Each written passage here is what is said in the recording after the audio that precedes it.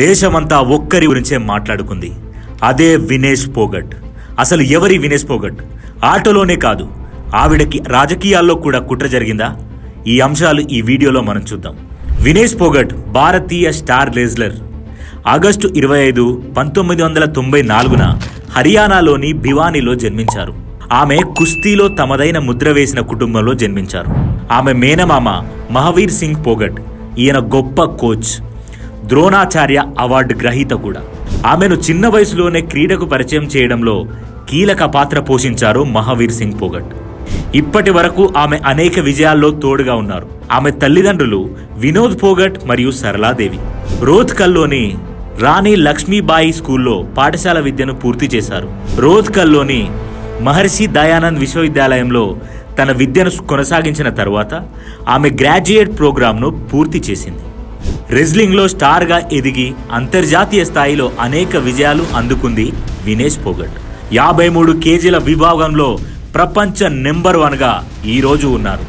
Vinesh Phogat career highlights ఇప్పుడు చూద్దాం. 2018 Asia క్రీడల్లో బంగారు పతక విజేత. 2018 కామన్వెల్త్ గేమ్స్లో బంగారు పతక విజేత.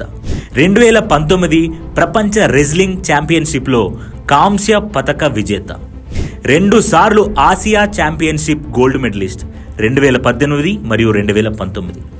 3 సార్లు Commonwealth championship gold medalist 2016, 17, 18. 2016 Rio ఒలింపిక్స్లో మోకాలి గాయం కారణంగా చాలా నెలల పాటు ఆమెను కమిషన్కు దూరంగా ఉంచింది. అయితే ఆమె దానిని అధిగమించి అద్భుత పునరానగం చేసింది. ప్యారిస్ ఒలింపిక్స్ 2024లో రెజ్లింగ్లో ఫైనల్స్కు చేరుకుంది.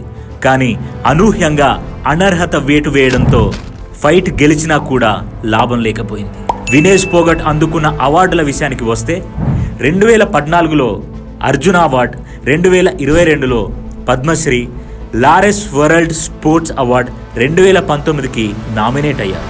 ప్రస్తుత 53 కేజీల విభాగంలో ప్రపంచ నంబర్ 1 ర్యాంకర్ వినేష్ పోగట్.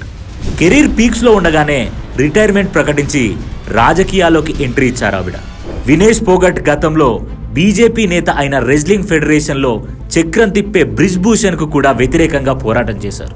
ఆయన లైంగిక వేధింపులకు పాల్పడుతున్నారని రెజ్లర్లు అందరూ పెద్ద ఎత్తున ఆందోళనకు దిగారు. ఆ ఆందోళనలో వినేష్ పోగట్ కూడా కీలకంగా వ్యవహరించారు. ఆ సమయంలో క్రీడాకారులంతా బీజేపీకి వ్యతిరేకంగా ఉన్నారు. అందుకే ఇప్పుడు బీజేపీ వైపు ఆమె ఆసక్తి చూపించలేదని తెలుస్తోంది. అందుకే కాంగ్రెస్ నుంచి పోటీ చేశారు ఆవిడ. హర్యానా రాష్ట్రంలో జులానా నియోజకవర్గం నుంచి పోటీ చేశారు. మరిన్ని లేటెస్ట్ అప్డేట్ కోసం మా ఛానల్ని సబ్స్క్రైబ్ చేయండి. Thanks for watching.